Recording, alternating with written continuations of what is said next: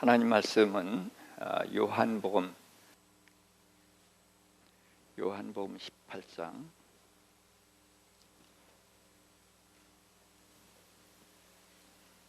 33절부터 40절, 요한복음 18장 33절부터 40절 함께 봉독하십시다. 이에 빌라도가 다시 관정에 들어가 예수를 불러 이르되 내가 유대인의 왕이냐? 예수께서 대답하시되 이는 내가 스스로 하는 말이냐? 다른 사람들이 나에 대하여 내게 한 말이냐? 빌라도가 대답하되 내가 유대인이냐? 내 나라 사람들과 대제사장들이 너를 내게 넘겼으니 내가 무엇을 하였느냐? 예수께서 대답하시되 내 나라는 이 세상에 속한 것이 아니니라. 만일 내 나라가 이 세상에 속한 것이었더라면 내 종들이 싸워 나를 유대인들에게 넘겨주지 않게 하였으리라.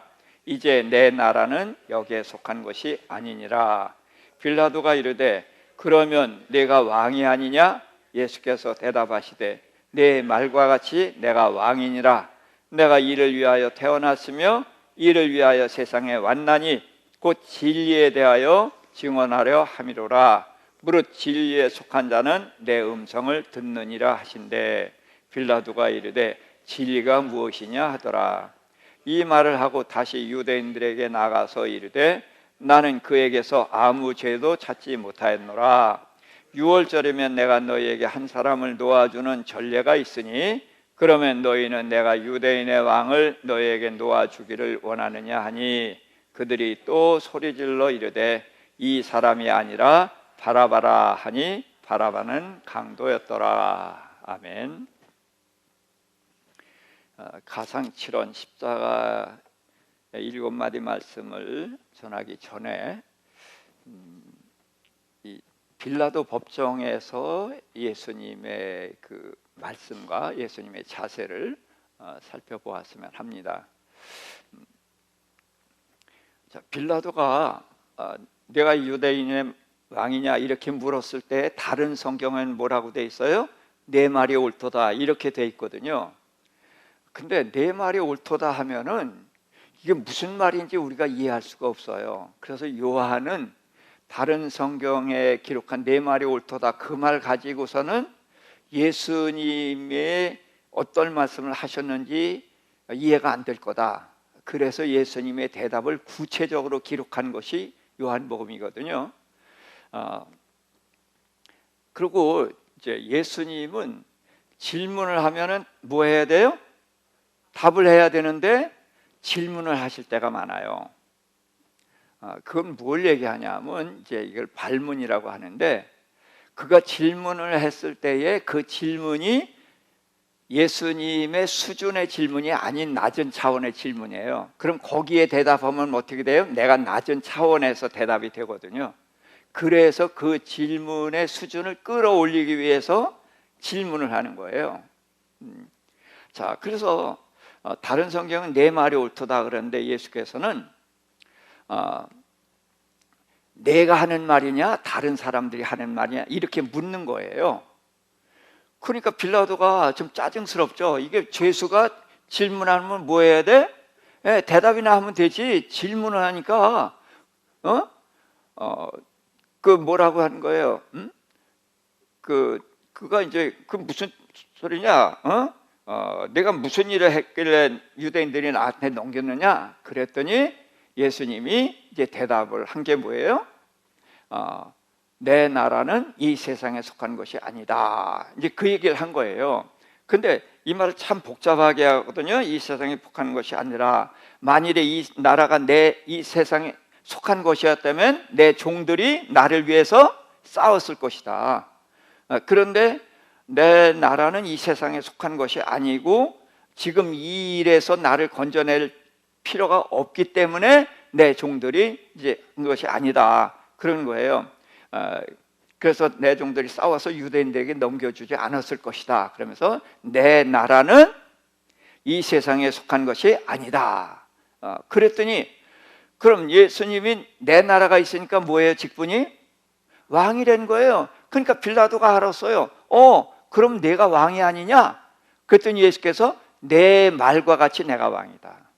무슨 얘기냐? 유대인들이 예수님을 뭐라고 고발했어요? 사칭 왕이라고 했다고 고발하는 거예요.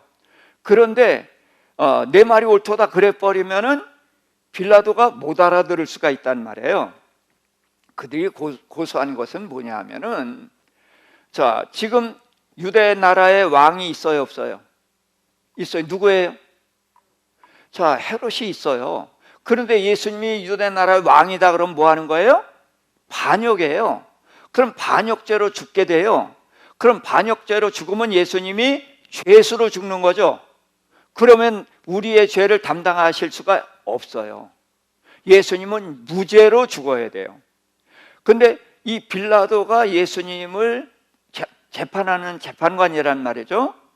그러니까 빌라도에게 재판 똑똑히 하게 하려고 가르치면서 재판을 이렇게 해라고 그를 가르치고 계신 거예요. 내가 왕이 아니냐? 그러니까 내 말과 같이 내가 왕이다. 너 지금 제바로 알아들었어. 이게 무슨 얘기냐면요, 자, 유대 민족하고 우리하고 누굴 믿죠? 여호와 하나님을 믿어요. 그렇죠? 그들도 여호와 하나님 믿고 우리도 여호와 하나님 믿어요. 그거들을 누구 기다려요? 메시아 그리스도 기다려요. 우리도 메시아 그리스도 기다려요. 여기까지 똑같은 거예요. 그런데 그들은 어떤 그리스도를 기다려요? 예수가 아닌 그리스도를 기다리는 거예요, 지금. 근데 우리는 예수님이 그리스도라고 믿는 것이고, 이분이 죽으셨다가 살아나셨다가 하나님 보좌 우편에 앉아 계시다가 그리고 다시 이 세상을 심판하시는 왕으로 오실 것을 우리는 기다리는 거란 말이에요. 자, 그것을 빌라도가 알아요, 몰라요? 알아요. 그러니까 유대인들은 반역자 왕이다 그렇게 고발을 하는 건데, 예수님은 내 나라는 이 세상에 속한 것이 아니다 그랬을 때, 빌라도는 내가 메시아구나 이걸 알아들은 거예요. 그래서 그걸 확실하게 깨우쳐서, 그래, 내 말대로 내가 왕이다. 나는 뭐다? 헤롯과 같은 이 땅의 왕이 아니라 하나님의 아들 왕이다. 그렇게 이야기를 한 거란 말이에요. 그래서 내가 왕이구나. 그랬더니 내 말같이 왕이다. 그러면서 나는 진리를 증언하러 왔다. 그래서 진리에 속한 자는 뭐한다? 내 음성을 듣는다 그랬어요.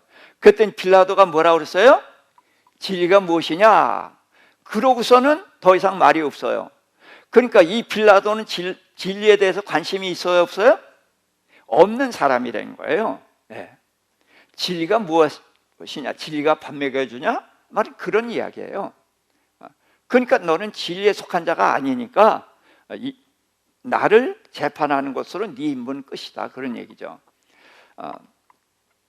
그러면서 이제 나가서 나는 그 예수에게서 아무 죄도 발견하지 못했다 그렇게 얘기를 하는 거예요. 그러면서 그들이 시기해서 예수를 넘겨준 줄 알고 묻는 거예요. 그러면서 너희는 유대인의 왕을 놓아주기를 원하느냐? 예수님을 뭐라고 해요? 유대인의 왕이다 이렇게 얘기를 하는 거예요. 그러니까 빌라도가 예수님께 교육을 제바로 받은 거죠. 그래서 예수님을 유대인의 왕으로 인정을 하는 거예요. 그래서 내가 유대인의 왕을 놓아주기를 원하느냐? 그랬더니 이 사람이 아니라 바라바다. 그 이제 다른 죄수를 흉악범을 놓아달라. 이제 그렇게 얘기를 했단 말이에요. 자, 그러니까 이 유대인들이 빌라도가 자기네들 뜻대로 안 움직여 죽이니까 그가 죽여야 반드시 죽어야 된다. 근데 그 이유가 뭐예요? 그가 자기를 누구라고 했다? 하나님의 아들이라고 했다. 그러니까 신성모독으로 해서 죽이겠다는 거예요. 그랬더니 빌라도는 그 말을 듣고 그래? 하고서 그들의 동조하는 게 아니라 예수님에게 가요. 너는 어디로부터냐? 무슨 얘기예요? 유대인들이 예수를 누구라고 그랬어요? 하나님의 아들이라고 그랬단 말이에요. 하나님의 아들은 어디서 와요? 하늘에서 와요. 그래서 너 어디로부터 온 거냐? 이렇게 묻는 거거든요. 그랬더니 예수님이 대답을 해주지 않아요.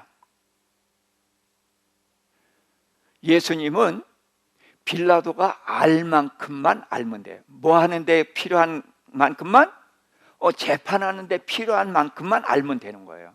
그 이상 알 필요가 없어. 알아듣지도 못할 거고. 그러니까 대답을 안 해주는 거예요. 그러니까 빌라도는 예수님이 죄가 없다는 걸 알잖아요. 그럼 자기는 재판관으로서 정당한 재판을 하고 싶잖아요. 그러면 이 죄수가 자기 변명을 제발 해야죠. 그래야 놔줄 수 있잖아요. 근데 대답을 안 하니까 답답한 거예요. 왜 내게 말하지 않느냐? 내가 너를 십자가에 못 박을 권세도 있고 방면할 권세도 있지 않느냐? 이렇게 얘기하는 거예요. 그랬더니 예수님이 뭐라고 하셔요? 위에서 주지 않았더라면 너는 나를 해할 권세가 없다. 자, 그러니까 빌라도는 이게 좀 심하게 말하면 미치고 팔짝 뛴다는 말이 이럴 때 좀 해당되는 말이겠죠. 답답한 거예요. 예수님을 좀 놔주려고 하는데 뭐 하는 소리를 들으면 이상한 소리를 하는데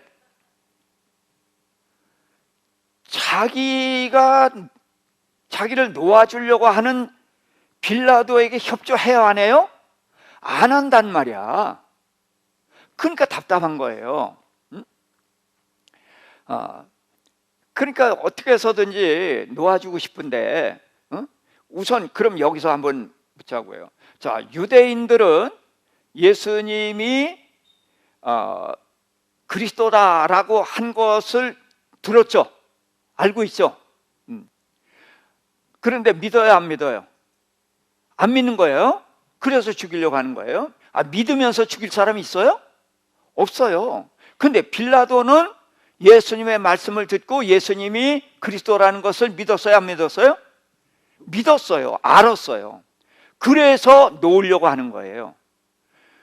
근데 놓으려고 하니까 이제 제목을 더 붙이기 위해서 예수님이 하나님의 아들이라고 했다. 그거 맞아요, 틀려요? 맞아요. 믿어요, 안 믿어요, 그들은? 안 믿어요. 그러니까 그 소리를 한 거예요. 그랬더니 빌라도는 그 말을 듣고 미쳤네, 그래요?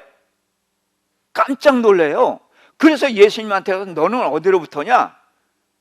묻는 거예요. 근데 예수님이 대답을 안 해준단 말이야. 그러니까 답답한 거예요. 그러니까 예수님의 말씀대로 믿는 사람이 지금 누구예요? 빌라도 한 사람이에요. 예수님이 나는 그리스도라고 한 말을, 그러니까 이 세상에 속한 것이 아니라 나는 하늘에 속한 자로서 그 그리스도다. 그리스도는 이 땅의 왕이 아니라는 걸 들어서 알고 있단 말이에요. 그러니까 너는 그리스도구나, 내가 왕이구나 인정했단 말이에요. 근데 하나님의 아들이라고 하는데 유대인들이 하나님을 믿는다는 건 알잖아요. 그리고 하나님의 아들이 온다는 말도 들은 기억이 있을 거예요. 그러니까 그 말을 듣고 깜짝 놀라서 너 어디서부터 왔느냐? 그랬더니 대답을 안 해준단 말이야. 내가 너를 놓으려고 애쓰는데 너 왜 나한테 협조 안 해? 내가 놓을 수도 있고 십자가에 못 박을 수도 있잖아. 협조하라는 거예요. 누굴 위해서? 널 위해서. 근데 예수님 뭐라 그래요? 대답을 안 하시다가 나를 해할 권세를 누가 주셨다? 위에서 주셨다. 자, 그러니까 이 빌라도가 얼마나 황당하고 답답하겠어요. 하나님이란 존재를 안 믿는데 유대인들은 믿잖아요. 근데 이들에게서 그런 말이 나왔고 예수님이 그리스도라는 것까지 믿었는데 그가 하나님의 아들이라고 그래서 그러니까 깜짝 놀라가지고 그걸 알려고 하는 거예요. 근데 너는 그것까지는 알 필요가 없어 하고 무시하는 거거든요, 예수님이. 그건 답답한 상황인 거예요. 그래도 어떻게 해서든지 놓으려고 힘을 써요. 그랬더니 유대인들이 이렇게 얘기를 합니다. 이 사람을 놓으면은 뭐가 아니다? 가이사의 충신이 아니다. 이 소리에는 꼼짝 못하는 거예요. 그 가이사의 총독이잖아요. 가이사가 임명했잖아요. 그래서 가이사에게 충성해야 되는데 가이사에게 충신이 아니다? 이건 치명적인 그 말씀인 거예요. 그러고서 또 하나 뭐라 그랬어요? 그들이 우리에겐 누구만이 왕이다? 가이사 외에는 우리에게 왕이 없다. 자, 이 말은 굉장히 정말 중요한 말입니다. 이 빌라도는 가이사에게 충신이 아니다. 이 말에는 꼼짝 못하는 거예요.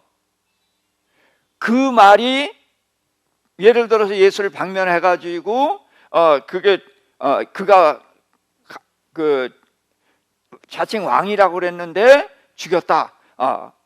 그를 방면했다. 이렇게 되면은 가이사에게 충신이 아니라는 이 말이 거기다 얹혀져서 들어갈 수가 있단 말이에요. 그럼 내 목이 위태로워질 수가 있는 거예요.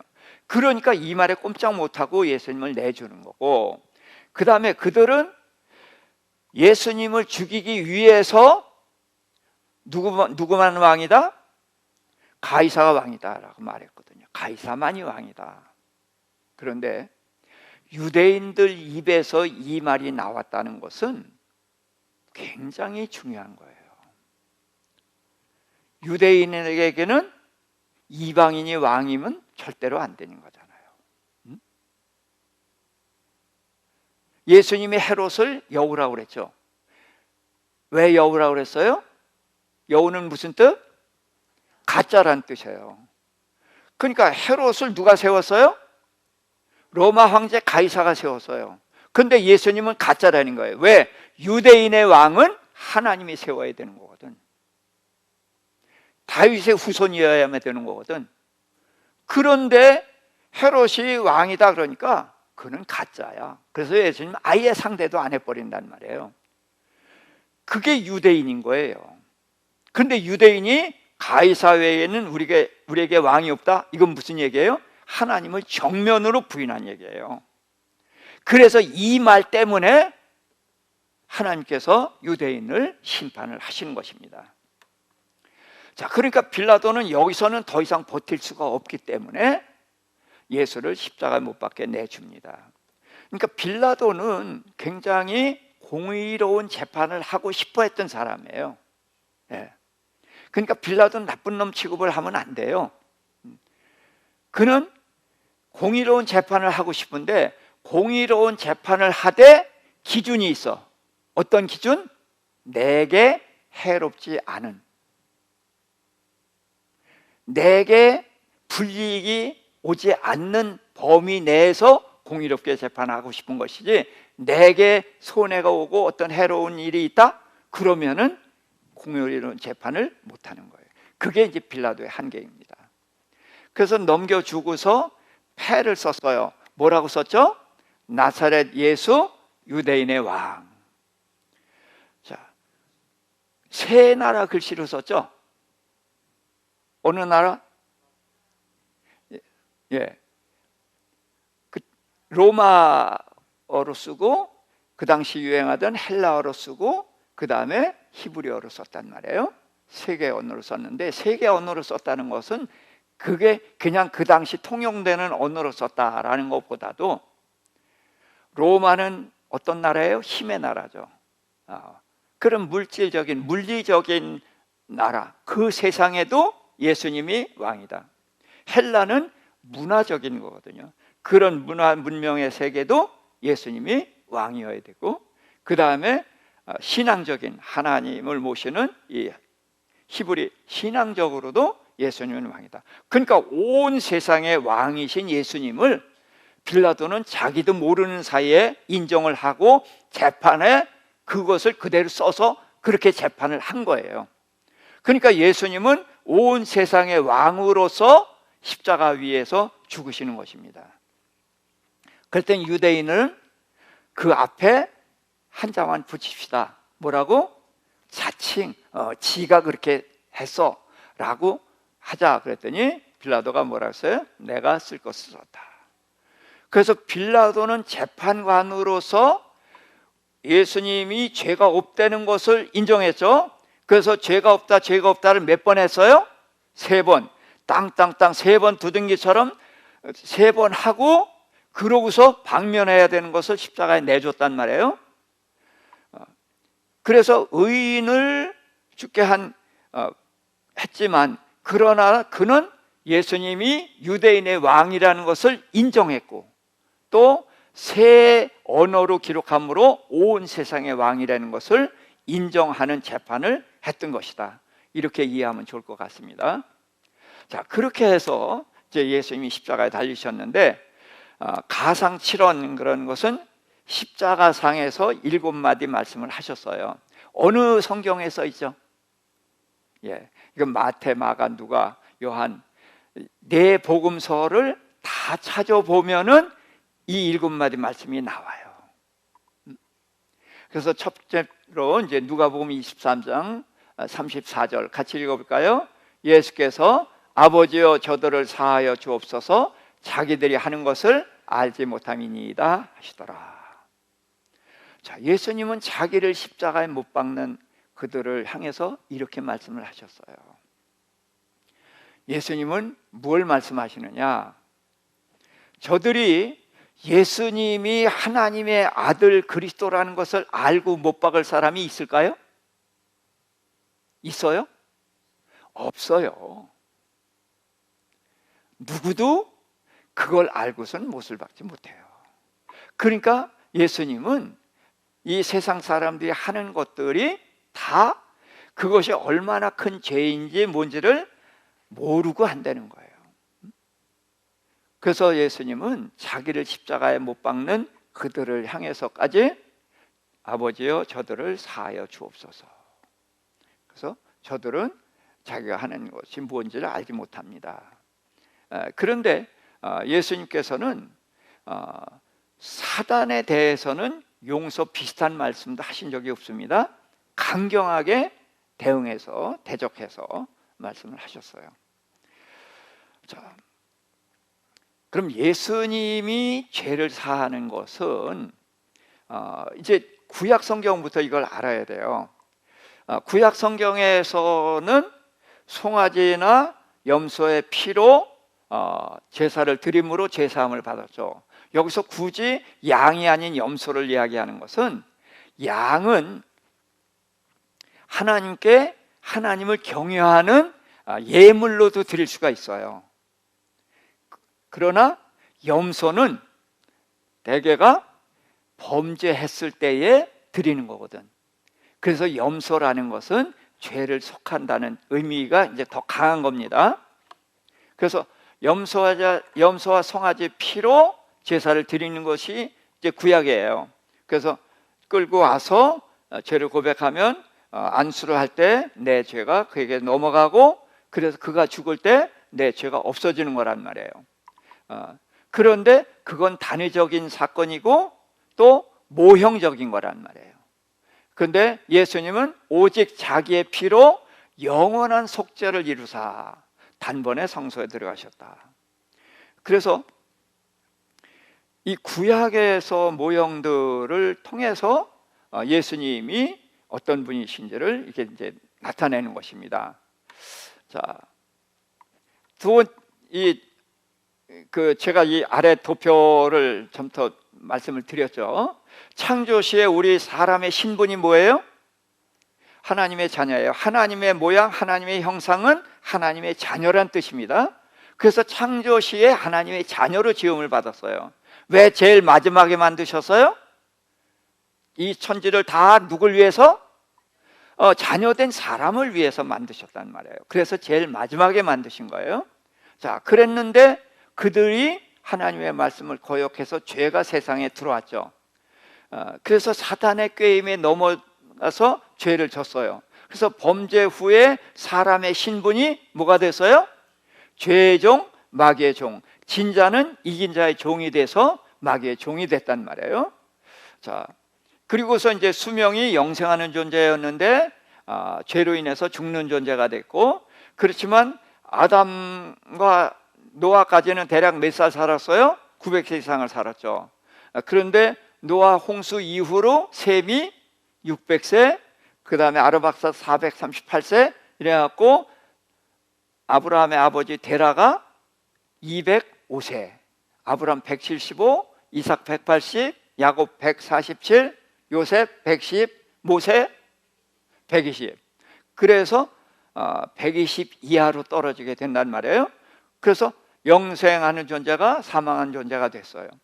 그리고 성령이 함께 했는데 창세기 6장 3절에 성령이 떠나셨단 말이에요. 자, 그런데 아담과 하와가 범죄하자마자 창세기 3장 15절에서 누굴 보내신다? 여자의 후손을 보내신다 그랬어요. 그래서 여자의 후손인 예수님이 오시는데, 왜 여자의 후손이냐? 우리는 전부 누구의 후손? 남자의 후손. 그렇죠? 아담이 범죄해서 죄인의 후손이니까 우리는 남자의 후손으로 다 몽땅 죄인인 거예요. 그런데 여자의 후손은 사람의 눈으로 볼 땐 여자가 낫지만 누가 심었어요? 하나님이 심었어요. 보이지 않는 하나님이 심었기 때문에 여자가 난 것 같지만 사실은 하나님이 심었으니까 예수님이 누구의 아들? 하나님의 아들. 그리고 예수님은 하나님의 아들이니까 뭐가 없어요? 죄가 없어요. 그래서 우리의 죄를 담당하는 것이 됐죠. 그래서 사람이 범죄하자마자 여자의 후손을 보내실 것을 말씀하셨고, 마침내 여자의 후손이 오셔서 십자가를 지셨단 말이에요. 그래서 십자가에서 우리의 죄를 사했기 때문에 십자가 이후에 우리가 어떤 신분을 회복했어요? 하나님의 자녀의 신분을 회복했어요. 그 다음에 우리가 죽는 존재이고, 죽는 존재일 뿐 아니라 죽어서 어디로 가요? 지옥으로 가야 되는 거죠. 그런데 십자가에서 우리를 구원함으로 인해서 우리가 죽지만 부활해서 영생을 얻고 하늘나라 가는 것이죠. 그 다음에 이제 성령이 떠나셨는데, 예수님께서 부활하신 후에 제자들에 이렇게 말씀하셨어요. 내가 아버지께서 나를 보내신 것 같이 나도 너희를 보내노라 하면서 성령을 받으라. 그런데 어떻게 하면서 성령을 받으라? 후 하고 숨을 내쉬며 성령을 받으라. 근데 성령은 언제 와요? 오순절에 오는데 왜 그때 성령 받으라고 하셨느냐? 성령이 왜 떠났어요? 죄 때문에 떠났어요. 근데 예수님이 십자가에서 뭘 해결했어요? 죄를 해결했기 때문에 성령이 오순절에 오신단 말이에요. 근데 오시는데 예수님이 가신 다음에 오시거든. 근데 이게 너무나 기쁜 소식이고 굉장히 중요한 거란 말이에요. 그래서 숨을 내쉬며 성령을 받으라 했는데, 왜 숨을 내쉬며 성령을 받으라고 했어요? 창세기 2장 7절에서 하나님이 흙으로 사람을 빚으시고 그 코에 생기를 후 하고 불어넣으실 때 성령이 들어오셨던 거죠. 그런데 죄로 우리 온 세상을 가득 채우니까 성령님이 떠나셨고, 그런데 이제 예수님이 십자가상에서 죄를 해결했기 때문에 오순절에 성령이 오셔서 영원히 우리와 함께 하신 거죠. 그래서 자, 이제 그 다음에 이제 우편 강도라고 그랬는데, 우편 강도라고 써 있지 않아요. 써 있지 않지만 우편 강도라고 했을 때 난 그거 확실히 맞을 거라고 생각해요. 성경에서 우편은 어디에 얘기해요? 하나님이 칭찬하시는 쪽, 왼편은 하나님이 책망하는 쪽. 그래서 양과 염소를 책망할 때 우편에 누구예요? 양, 칭찬하죠. 왼편 염소는 책망하죠. 그러니까 하나님께서 강도를 매달 때에도 우편에 그를 매달았을 거예요. 그래서 구원을 받게 했는데, 그가 당신의 나라에 임하실 때 나를 기억하소서 그랬더니 예수님이 오늘 내가 나와 함께 낙원에 있으리라 그렇게 말씀을 하셨거든요. 그런데요, 마태복음이나 마가복음에 보면은 같이 십자가에 달린 강도들도 예수를 욕하더라 그랬어요. 아니, 마태 마가복음은 욕했다 그런데 누가복음은 이 사람 욕했어요, 안 했어요? 안 했거든. 그러니까 어떤 그 주석에 보면은 욕하다가 뜻을 돌이켜서 이렇게 말했다 그런데요, 욕하던 사람이 이렇게 말을 안 해요, 못 해요. 이건 무슨 뜻이냐 하면은 성경은 의도하는 바를 알아야 되는 거예요. 그래서 마태 마가복음은 온 세상 사람들이 예수를 알았어요, 몰랐어요? 그래서 예수님을 조롱하고 버렸단 말이에요. 그래서 몽땅 다 욕했다, 그렇게 말씀을 기록한 거고, 누가는 이 우편 강도 이야기를 반드시 해야 돼요. 그래서 이렇게 말씀을 한 겁니다. 그래서 이제 그가 나를 기억하옵소서 했을 때 내가 나와 함께 낙원에 있으리라 해서 우리에게 낙원이 있다는 것, 천국이 있다는 것을 알려주셨어요. 자, 낙원과 천국은 같을까요? 다를까요? 네. 낙원에 갔다가 거기서 천국 가나요? 이건 천주교예요. 천주교에는 그렇게 중간에 대기처가 있어요. 그런데 성경은 낙원과 천국은 같은 곳입니다.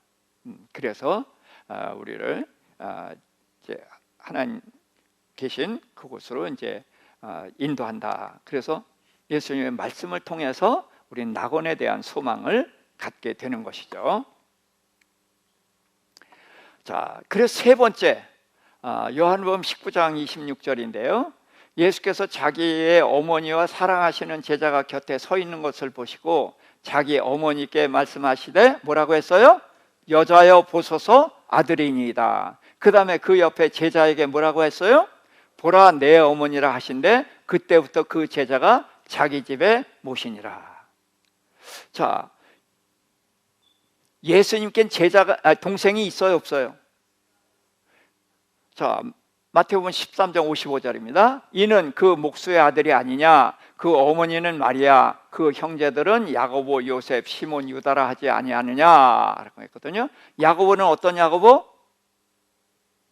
아니, 어떤 야고보? 예수님의 제자 아니죠?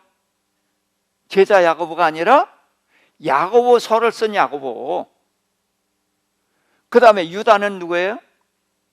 가룟 유다 아니고 유다서를 쓴 유다. 그래서 예수님의 동생 중에 2명이 성경을 기록했어요.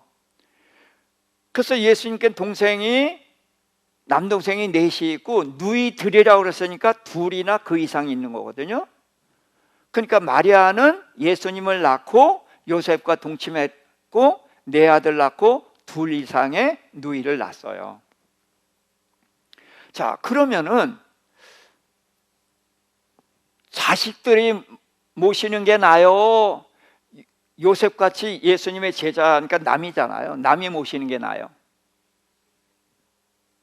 자식이 모시는 게 당연히 낫지. 그리고 예수님의 동생들이 이때까지는 예수를 안 믿었지만 금방 예수를 다 믿고 따랐잖아요.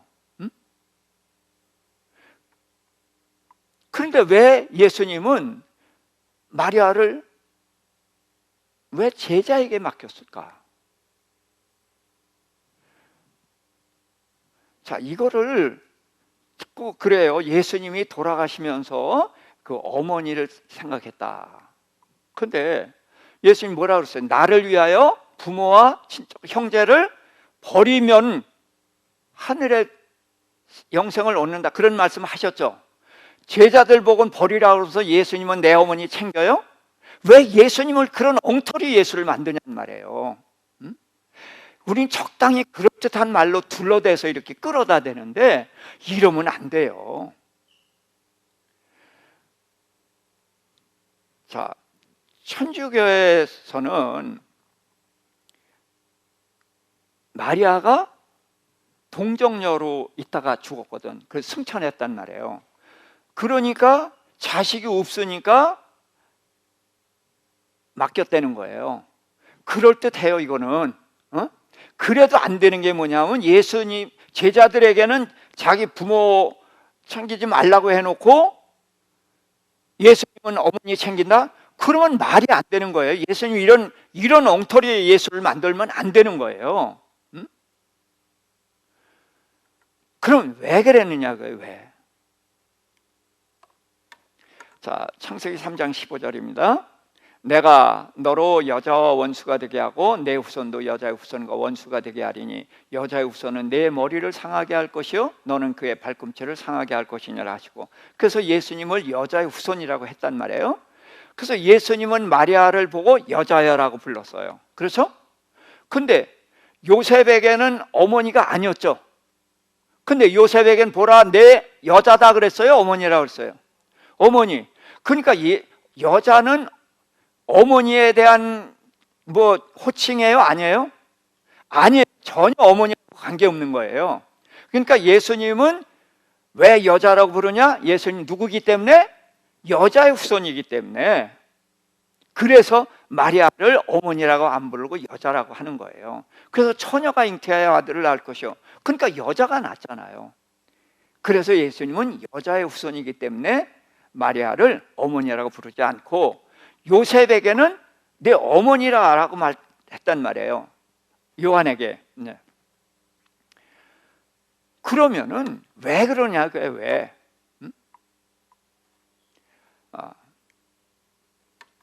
자, 요한복음 1장 12절. 영접하는 자 곧 그 이름을 믿는 자들에게는 하나님의 자녀가 되는 권세를 주셨으니. 자, 무슨 얘기냐면은 우리는 가족이 가장 중요한 공동체예요. 왜? 뭐로 맺어졌어요? 피로 맺어졌기 때문에 이 가족은 누구도 깰 수가 없어요. 그렇게 강한 거예요. 그런데 이 가족은 피로 맺어졌는데 누구의 피로 맺어졌어요? 죄인의 피로 맺어져 있어요. 그렇기 때문에 이 가족은 이 세상에서 끝입니다. 천국 가서 만나자. 천국 가서 제 딸 만날 거예요. 근데 제 딸이 저를 뭐라고 부를까요? 아니요, 오빠. 형제 자매잖아, 천국에 가면은. 그러니까 저보고 오빠라고 불러요. 왜? 지금은 아버지라고 불렀는데 이 가족은 어디서 끝나요? 이 땅에서 끝나는 거예요. 그러니까 지금 예수님이 요한에게 마리아를 맡긴 건 뭐예요? 이제까지의 가족은 해체. 그리고 예수 그리스도의 피로 맺어진 하나님을 아버지로 부르는 이 무리, 이게 천국까지 가는 진짜 가족이란 말이에요. 그래서 요한에게 내 어머니다 라고 한 것은 뭐예요? 예수의 피로 하나님을 아버지로 모시는 새로운 가족이 됐다는 거예요. 그래서 오늘날 우리가 이 가족의 개념을 바꾸기 위한 싸움을 싸워야 돼요. 근데 이게 죽을 때까지 못 벗어납니다. 못 벗어나지만 이것은 주님이 십자가상에서 하신 말씀을 기억하면서 우리가 이 교회가 진짜 가족이라는 이걸 자꾸 받아들이고 나를 설득해야 돼요. 그렇게 해서 천국까지 가서 영원히 함께할 이 진짜 가족을 이걸 가족으로 해야 된다. 그래서 예수님은 그 가족의 의미를 깨우쳐 주기 위해서 요한에게 예수님을 어머니라고 해서 맡겼던 것입니다.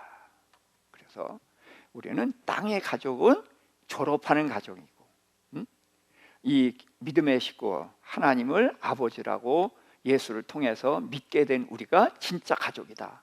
그래서 이 가족을 우리가 가족이라고 자꾸 받아들이고 비중을 점점 높여갈 수 있기를 주님으로 부탁을 드립니다.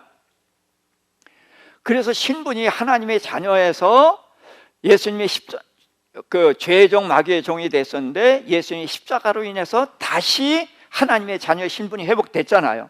이 가족이 중요하다. 예수님 이걸 가족이라고 하기 위해서 요한에게 마리아를 맡겼던 것이다. 이걸 꼭 마음에 새길 수 있기를 부탁드립니다. 자, 네 번째 마태복음 27장 45절입니다. 자, 제6시로부터 온 땅에 어둠이 임하여 제9시까지 계속되더니 그랬어요.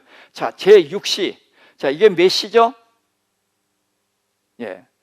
자, 성경에서는 시간이 우리와 다르죠. 성경에서 마가 누가복음에서 시간은 유대인의 시간이에요. 유대인의 시간은 언제가 0시예요? 해가 넘어갈 때가 0시예요. 그리고 우리는 자정이 0시예요. 그러니까 해가 넘어갈 땐 오후 6시거든요. 자정은 12시. 그러니까 몇 시간 차이가 나요? 6시간 차이가 나요. 그래서 왜 이렇게 되냐? 자, 첫째 날이 어떻게 끝나죠? 우리는 하루가 아침이 되고 저녁이 되니 하루죠. 근데 성경은 창세기에서는 저녁이 되고 아침이 되니 이는 첫째 날이죠. 왜 저녁이 되고 왜 저녁부터 시작해요? 뭐가 먼저 있었어요? 흑암이 먼저 있었어요. 땅이 혼돈하고 공허하며 흑암이 깊음 위에 있을 때에 하나님의 성령은 수면에 운행하시고, 그리고서 첫째 날 빛이 있으라 해서 빛을 만들고 빛과 어둠을 나누셨단 말이에요. 그러니까 뭐가 먼저 있었어요? 어둠이 먼저 있었어요. 그래서 저녁이 되고 아침이 되니 이렇게 되거든요. 이건 굉장히 중요한 거예요. 자, 우리가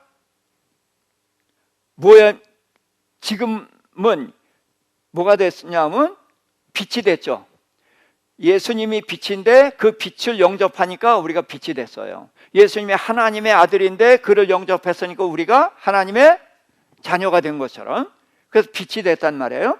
그러면 우리가 빛이 되기 전에 뭐였었어요? 어둠이었었죠. 네. 어둠이었는데 빛으로 바뀌어가고, 우리 안에 지금 빛과 어둠이 같이 있죠.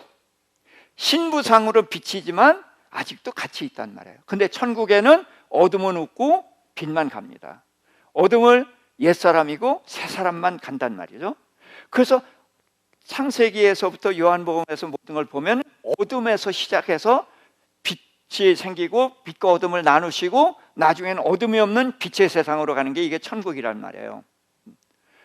그래서 이제 6시니까 12시입니다. 예수님은 오전 9시에 십자가에 못 박히셨고 12시부터 오후 3시까지 어둠이 임했어요.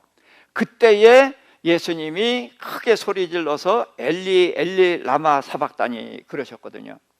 자, 무슨 뜻이죠? 나의 하나님 어찌하여 나를 버리셨나이까. 이게 버리시나이까라고 저도 옛날에 그랬더니 그렇게 하면 안 된다고 그래서 보니까 버리시나이까 하면 버릴 때가 또 있어. 버리셨나이까는 단회적인 거예요. 이게 굉장히 중요하더라고요. 그러니까 하나님께서 언제 예수님을 버리셨어요? 십자가에 달리셨을 때 버리셨단 말이에요. 자, 근데 예수님이 지난번에 본 거지만 겟세마네 동산에서 갑자기 내 마음이 매우 고민하여 죽게 됐다 그랬죠. 그러면서 아버지께 기도하기를 할만하시거든 이 잔을 내게서 지나가게 하옵소서 그랬어요. 이 잔이 십자가는 아니라고 그랬습니다. 왜? 예수님은 십자가를 지러 오신 거예요. 여자의 후손으로 거기서부터 예수님 일관되게 십자가를 위해서 왔고, 십자가가 뭐예요? 영광이에요. 그러니까 예수님은 절대로 십자가를 피하자 한 게 아닙니다. 그쪽으로 가면 안 돼요. 그럼 이 잔을 왜 옮겨달라고 했을까? 그러나 세 번째 기도하면서 그걸 받아들이셨죠. 자, 요한복음 8장 29절.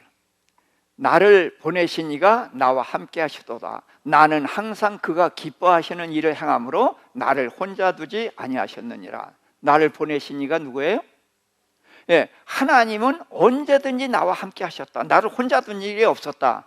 자, 16장 32절. 보라, 너희가 다 각각 제 곳으로 흩어지고 나를 혼자 둘 때가 오나니 벌써 왔도다. 그러나 내가 혼자 있는 것이 아니라 아버지께서 나와 함께 계시느니라.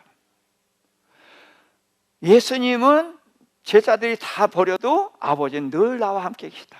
그래서 예수님은 태초부터 하나님을 떠나본 적이 한 번도 없으셔요. 왜? 그는 아버지의 뜻을 일관되게 이루고 있었고, 그렇기 때문에 아버지께 사랑해서 함께 계셨단 말이에요. 자, 예수님께서 침례 받으실 때입니다. 마태복음 3장 16절 같이 볼까요? 예수께서 침례를 받으시고 곧 물에서 올라오실새 하늘이 열리고 하나님의 성령이 비둘기같이 내려 자기 위에 임하심을 보시더니 하늘로부터 소리가 있어 말씀하시되 이는 내 사랑하는 아들이요 내 기뻐하는 자라 하시니라. 자, 예수님이 침례 요한에게서 침례 받은 것이 뭐 한 거예요? 그때 예수님의 이름이 뭐죠? 예수님의 이름? 세상 죄를 지고 가는 하나님의 어린 양. 침례 요한이 백성들이 고백한 죄를, 세상 죄를 가지고 있다가 예수님이 오셨어요. 예수님이 양인데 죄가 있어요, 없어요? 죄가 없어요. 그러니까 세상 죄를 지고 갈 하나님의 어린 양이 왔으니까 세상 죄를 예수님께 넘겨드렸단 말이에요. 그렇죠? 그래서 예수님이 세상 죄를 짊어졌을 때에 성령이 임하시면서 하나님이 이는 내 사랑하는 아들이요 내 기뻐하는 자다. 왜? 아버지께서 정한 그 뜻을 이루러 오셨잖아요. 이루러 세상 죄를 짊어지셨잖아요. 그래서 내 사랑하는 아들이고 기뻐하는 자다라고 말씀하셨잖아요. 그런데 왜 버리셔요?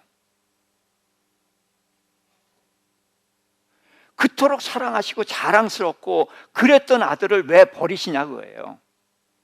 자, 하나님은 죄를 미워하셔요. 이스라엘 백성이 홍해를 건너서 어느 산으로 갔죠? 시내산. 시내산으로 갔을 때에 하나님께서 이스라엘 백성과 언약을 맺자 그랬어요. 그랬더니 이스라엘 백성이 언약을 맺겠습니다 라고 했을 때에 그때에 이제 하나님이 시내산에 강림하시는데 이제 백성들이 그냥 구름이 빽빽하게 들어서고 번개가 치고 이제 그러니까 사람들이 혹시 시내산에 올까봐 하나님 뭐라고 얘기를 했냐면 가까이 오지 못하게 하라. 내가 그들을 죽일까 하노라. 아니 언약을 맺자고 하신 하나님이 그들이 가까이 오면 죽이겠다는 거예요. 왜 그래요? 하나님은 죄를 극도로 미워하시는 분이에요. 그래서 이스라엘 백성들이 하나님이 시내산에 강림하실 때 가까이 오면 죄를 미워하는 마음 때문에 오면 죽인다는 거죠. 그러니까 제발 가까이 오지 못하게 하라. 가까이 오지 못하게 하라. 그게 출애굽기 19장 말씀이에요. 그랬는데 20장에서 10계명 주시고 21장, 22장, 23장에 대인규례, 대물규례, 대신규례 그런 율법을 주시고서 24장에서 이제 모세가 말씀을 낭독하니까 백성들이 예 지키겠습니다 그랬더니 피를 뿌려서 언약을 맺었어요. 그런 다음에 장로들이 시내산에 올라서 하나님을 올려다 보면서 먹고 마셨거든요. 근데 하나님이 그들에게 손을 대지 않으셨다. 무슨 얘기예요? 다른 때 같으면 손을 댔다, 죽였다. 근데 손을 대지 않으셨다. 왜? 언약을 맺었기 때문에. 그들을 이제 죄를 버리고 말씀 율법대로 살면은 그러면 하나님 죽일 이유가 없잖아요. 그랬단 말이에요. 그토록 하나님은 죄를 미워하시는 분이셔요. 그러니까 예수님이 지금 뭐 하고 계셔요? 세상 죄를 짊어지고 십자가상에 있어요. 그러니까 이 아들은 내가 기뻐하는 자고 내 사랑하는 자예요. 그런데 예수님께 뭐가 있어요? 세상 죄가 있어. 그러니까 이 세상 죄 때문에 사랑하는 아들, 내 기뻐하는 자를 버리시는 거란 말이에요. 그러니까 예수님은 십자가를 안 지면은 그리스도가 아니에요. 그러니까 그 십자가를 안 지겠다? 그건 큰일 날 소리예요. 그런데 예수님은 십자가를 해서 우리의 죄를 다 해결해요. 그 일은 하러 오셨고 그 일은 전혀 망설임 없이 하시는 거예요. 그런데 아버지께서 나를 버리지 않으셔도 백성 구해내는데 문제가 있어요, 없어요? 문제가 없어요. 백성들의 죄를 어디서 사하는 거예요? 십자가에서 사하는 거잖아요. 그렇죠? 그러면 해결되는 거죠. 그러니까 하나님이 버리시거나 안 버리시거나 관계가 있어요, 없어요? 관계가 없어요. 그러니까 아버지, 나를 버리지 않으셔도 내가 십자가 짐은 백성들을 다 죄에서 구원하는 거, 이거 맞지 않습니까? 그러니까 나는 버리지 않으셔도 되는 거니까 이 잔을 지나가게 하옵소서라고 말씀하셨던 거죠. 십자가 같으면 큰일 날 소리죠. 이게 이해가 되셔요? 한 번도 아버지로부터 떨어져 본 적이 없어요. 그리고 예수님은 버림을 받지만 3일밖에 버림받지 않아요. 그 다음에 여전히 함께 하셔. 그런데도 불구하고 예수님은 이 3일 버림받는 것을 그토록 두려워했고 그토록 힘들어했던 거예요. 그래서 이 잔을 지나가게 해주십시오 라고 말씀을 드렸던 것이거든요. 그러나 아버지 뜻대로 하옵소서. 그래서 나중에 받아들였는데, 그러면 하나님께서는 왜 굳이 아버지의 뜻을 이루는 기뻐하는 아들, 사랑하는 자를 왜 버리실까요? 그럼 이거를 알아야 되는 거예요. 그것은 예수님을 버린 이유가 뭐 때문에? 예수님이 짊어지고 있는 죄 때문에. 그러니까 예수님께서는 아버지의 뜻을 이루기 위해서 백성의 죄를 짊어진 건데, 이걸 해결하기 위해서 짊어졌는데도 불구하고 그 죄 때문에 사랑하는 아들, 내 기뻐하는 자를 버리신다는 거예요. 왜? 그토록 죄를 미워하고 싫어하시는 분이라는 거예요. 그러면 왜 굳이 오늘날 우리가 죄에 지면은 그런 두려움이 없죠? 왜? 예수님께 죄를 고백하면 뭐 해 주실 거니까? 용서해 주실 것인가? 그래서 두려움이 없어요. 근데 이 죄를 예수님은 그렇게 용서해 주고 또 용서해 주고 70번씩 7번이라도 용서하라고 하신 분이니까 그렇게 용서해 주셔요. 분명히 용서해 주셔요. 그렇지만 아버지 하나님이 아들 예수를 왜 버리셨어요? 뭐 때문에? 죄 때문에. 그럼 우리가 예수님의 보혈로 씻고 깨끗해졌는데 죄를 짓는 것을 하나님 보시기에 어떻게 했어요? 극도로 분노하실 거 아니에요. 그 하나님의 마음을 알아야 된다는 거죠. 사랑하는 아들, 자기 죄도 아니고 백성들을, 하나님의 백성을 구원하기 위해서 짊어진 죄까지도 그 죄를 미워하기 때문에 아들을 버리시는 하나님인데, 그가 얼마나 우리가 죄 짓는 것을 가슴 아파하시겠어요. 우리는 용서받는 것에 너무 익숙해져서는 안 됩니다. 아버지 하나님께서 그토록 죄를 미워하신다는 것, 이거를 우리는 꼭 마음에 새길 수 있기를 정말 간곡히 부탁을 드립니다.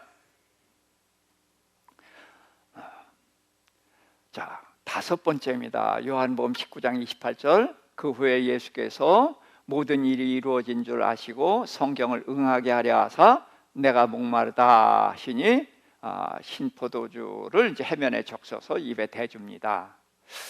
자, 예수님께서는 겟세마네 동산에서 기도할 때에 땀을 피처럼 흘리셨죠. 그러니까 어쨌든 몸에서 진액이 빠지고 수분이 다 빠져나갔죠. 그 다음에 6번 끌려다니면서 모진 수모를 당하셨고, 그 다음에 그 병정들이 채찍으로 찢어서 피부가 다 찢어져서 많은 피를 흘리셨죠. 그러니까 예수님이 갈증은 이루 말할 수가 없었을 거예요. 그런데 예수님께서 육체의 목마름이 아무리 죽을 것 같아도 그 목마름을 7마디 말씀 중에 하나로 하셨을까요? 이건 육체의 목마름을 말씀하신 게 아니란 말이에요. 그럼 예수님께서 목마름이 뭔가? 누가복음 12장 49절, 내가 불을 땅에 던지러 왔노니 이 불이 이미 붙었으면 내가 무엇을 원하리요? 자, 예수님의 목마름이 뭐예요? 이 땅에 불을 붙이러 왔다는 거예요. 무슨 불? 성령의 불, 하늘나라를 이 땅에 심는 일, 구원을 베푸는 일, 이걸 하러 왔다는 거예요. 근데 불을 붙이려고 해보니까 쉽게 붙어요, 안 붙어요? 몽땅 젖은 나무처럼 칙하면서 안 붙는다는 거죠. 예수님이 십자가에 달려 죽으실 때까지 누구도 모르잖아요. 누구도. 제자들 다 도망갔잖아요.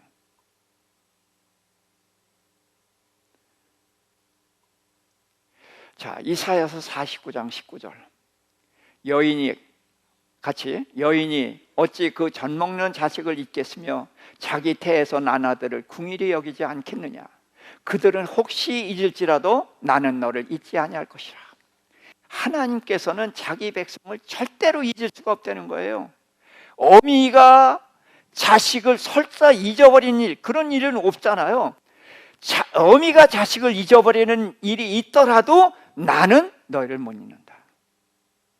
호세아서는 뭐예요? 나는 너희를 어디다 새겼다? 손바닥에다 새겼다. 그러니 잊어버릴 수 있겠어요? 잊어버릴 수 없어요. 그래서 그들을 구원에 내려 예수님을 보내셨고, 예수님은 그 일을 위해서 3년 반 동안 부지런히 복음을 전하고 지금 십자가상에서 있는데, 그게 이루어진 걸 봤어요, 못 봤어요? 봤어요, 못 봤어요? 예수님 못 봤죠. 못 봤어요. 그토록 예수님이 이루시고자 하는 것을 아직은 못 보셨단 말이에요. 근데 그 일을 생각하면서 목마름을 말씀하셨다. 그래서 요한복음 4장 34절, 예수께서 이르시되 나의 양식은 나를 보내신 이의 뜻을 행하며 그의 일을 이루는 이것이니라. 제자들이 사마리아 수가성 여인과 얘기하고 있을 때 음식을 가져와서 잡수해요 했더니 하신 말씀이거든요. 내가 먹었다 그랬어요. 어디서 누가 줘서 먹었나? 아니, 내 양식은 나를 보내신 이의 뜻을 행하며 그의 일을 온전히 이루는 것이다. 그 일을 이루고자 하는 목마름, 이것이 주님의 목마르심인 거죠. 그래서 6번, 여섯 번째, 예수께서 신포도주를 받으신 후에 다 이루었다 하시고 머리를 숙이니 영혼이 떠나가시니라. 다 이루었다. 자, 예수님이 지금 요한복음 4장 34절에서 나를 보내신 이의 뜻을 행하며 그 일을 온전히 이루는 이것, 그것 때문에 예수님은 이것이 양식이 돼서 이것을 위해서 못 맞춰 일을 하셨단 말이에요. 그러면서 십자가상에서 다 이루었다. 근데 눈으로 보기에 이루어진 거 있어요, 없어요? 눈으로 보기에는 하나도 이루어지는 것이 없어. 그러나 예수님은 보내심을 받은 자로서 나를 보내신 이의 뜻을 다 이루어냈다는 거예요. 다 이루어냈다. 그렇기 때문에 보내신 이의 뜻을 다 이루어냈기 때문에 그 이루어내신 결과로 오순절에 성령이 임하시고 3,000명, 5,000명 이렇게 이제 하나님의 백성들이 이제 살아나기 시작을 한 거죠. 그때부터 이제 이루어져 가는 것이고 오늘도 그 일이 이루어지고 있는 것입니다. 그래서 우리는 뭐가 부족한 것 같이 생각하지만 주님께서는 다 이루셨어요. 그러니까 자, 예수님은 하나님을 보내신 이라고 그랬어요. 그래서 자신은 누구다? 보냄을 받은 자. 자, 그분이 누굴 보내셨어요? 성령을 보내셨어요. 그럼 성령은 어떤 분? 보냄을 받은 자. 그럼 성령은 누굴 나타내요? 예수님을 나타내셔요. 보내신 일 나타내는 거예요. 그런데 예수님이 성령만 보내신 게 아니라 아버지께서 나를 보내신 것 같이 나도 너희를 보내노라 그랬죠. 그래서 제자들도 보냄을 받았어요. 그럼 보내신 자가 누구예요? 예수님이에요. 그러니까 받은 제사들은 뭘 해야 돼요? 보내신 이의 일을 나타내는 거예요. 자, 우리는 보냄을 받지 않았나요? 우리도 보냄을 받았어요. 그럼 우리를 보내신 이가 누구예요? 예수님이에요. 그럼 우리는 누굴 증거하는, 누구를 나타내는 삶을 살아야 돼요? 예수님을 드러내는, 예수님을 세상에 알리는 그 일을 해야 되는 거예요. 주님은 다 이루고 가셨어요. 한국에 최초 선교사라는 분이 이제 토마스라는 분인데 배에서 죽임을 당했죠. 근데 죽임을 당하면서 뭐 했어요? 이 성경책 이거를 던져주고 죽었어요. 아무것도 한 게 없어요. 그러나 하늘의 미랄이 땅에 떨어져 죽으면 많은 열매를 맺나니, 이 땅에 복음이 뿌려졌어요. 그 토마스 선교사처럼 그냥 와서 죽는 것으로 자기 임무를 다하는 사람도 있어요. 그래서 내게 주어진 일, 내가 지금 할 수 있는 일이 무엇인가, 그걸 생각하면서 그 일에 내 혼신의 힘을 다 쏟으시기를 주님의 이름으로 부탁을 드립니다. 마지막 누가복음 23장 44절입니다. 자, 제 60쯤 돼요. 같이 읽읍시다. 60쯤 해가 빛을 잃고 온 땅에 어두움이 임하여 제 90까지 계속하며 성소 휘장이 한가운데가 찢어지더라. 예수께서 큰 소리로 불러 아버지여 내 영혼을 아버지 손에 부탁하나이다, 이 말씀을 하신 후 숨지시니라. 자, 그래서 예수님이 다 이루었다 하셨을 때에 성소를, 지성소와 성소, 거기를 구분하는 휘장이 있었어요. 그 휘장이 예수님이 운명하실 때에 찢어졌거든요. 이 휘장은 예수 그리스도의 몸이기도 하지만 성소와 지성소를 구분하는 거예요. 성소는 누가 들어올 수 있는 곳이에요? 일반 제사장들이 들어가는 곳이에요. 지성소는 대제사장만 들어가는 거예요. 그러니까 예수님은 대제사장이란 말이에요. 그래서 아버지 하나님은 예수님 혼자밖에 못 뵀어요. 그런데 이게 찢어졌으니까 만인 제사장이니까 우리가 다 제사장이 된 거예요. 우리가 하나님을 직접 뵙고 하나님께 구하고 하나님을 섬기고 이런 일을 할 수가 있게 된 것이죠. 그래서 천주교에서는 신부가 있어요. 그 이름이 우리 목사랑 어떻게 중간에 있는 것 비슷한 것 같지만 전혀 다릅니다. 천주교회는 신부만 제사장이에요. 그래서 신부한테 죄를 고백하면은 신부가 하나님하고 얘기해서 보속이라고 해서 이렇게 하라, 그래서 하면은 죄가 사해지는 거예요. 하나님을 직접 못 만나요. 또 누구한테 기도해요? 마리아한테 기도해요. 그래서 하나님을 직접 못 만나게 하는 사람들이 많아요, 천주교회는. 그런데 우리는 목사한테 기도해야만 되죠? 예, 전혀 아니죠. 하나님께 직접 기도해요. 그분이 우리의 아버지시니까, 주님은 우리의 왕이시니까. 그래서 직접 기도하는 길이 열린 거예요. 자, 그래서 예수님께서는 나를 보내신 이의 일을 온전히 이루는 것이다. 그래서 다 이루셨다고 하셨어요.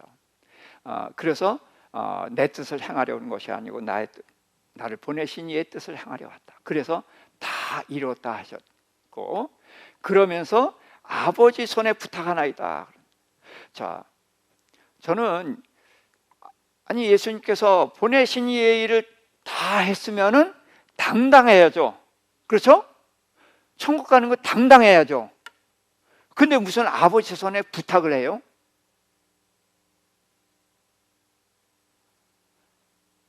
무슨 얘기냐? 자, 누가복음 17장에 있는 말씀인데 같이 읽어볼까요? 너희 중 누구에게 밭을 갈거나 양을 치거나 하는 종이 있어 밭에서 돌아오면 그더러 곧 와서 먹으라 말할 자가 있느냐? 도리어 그더러 내 먹을 것을 준비하고 띠를 띠고 내가 먹고 마시는 동안에 수종 들고 너는 그 후에 먹고 마시라 하지 않겠느냐? 명한 대로 하였다고 종에게 감사하겠느냐? 이와 같이 너희도 명령받은 것을 다 행한 후에 이르기를 우리는 무익한 종이라 우리가 하여야 할 일을 한 것뿐이라 하시니라. 하늘나라는 뭐가 없는 곳이에요? 권리가 없는 곳이에요. 예수님은 권리가 있습니다, 사실은. 근데 우리는 권리가 없는 거예요. 왜? 사랑의 빚진 자로서 그 사랑 때문에 가만히 있을 수가 없어서 하는 거거든요. 그래서 자랑할 것이 없고 권리를 주장할 것이 없는 거예요. 근데 주님은 정말로 아버지의 뜻을 다 이루었잖아요. 응? 그랬는데도 내 영혼을 아버지 손에 부탁하나이다. 교회는 권리의 주장이 없는 곳입니다. 그래서 사랑에 빚진 자로 그 하나님의 사랑에 빚져서 내가 앉아서 가만히 있을 수는 없어. 그래서 한 것이기 때문에 자랑할 수가 없는 거예요. 예수님의 십자가상에서 하신 7마디 말씀은 주님이 사역이 무엇인가를 우리에게 알려주시기도 했지만 우리가 어떻게 살아야 되느냐도 알려주셨습니다. 그래서 우리는 이런 한없는 사랑을 받은 그 어마어마한 사랑에 빚진 자예요. 갚을 길이 있어요. 내가 내 목숨을 바쳤어도 자랑할 것이 전혀 없어요. 그래서 우리는 제일 중요한 것은 하나님이 얼마나 우리를 사랑하셨는지, 예수님께서 십자가에서 하신 말씀도 전부 우리를 위해서 주신, 마지막까지도 우리를 위해서 사랑을 쏟아 주셨어요. 그 사랑을 우리가 받았어요.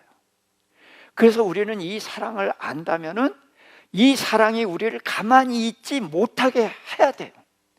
그래서 우리가 가만히 있을 수가 없어서 떨쳐 일어나는 것이고 그 사랑이 우리를 움직이게 해요. 그러니까 자랑할 것이 없어요.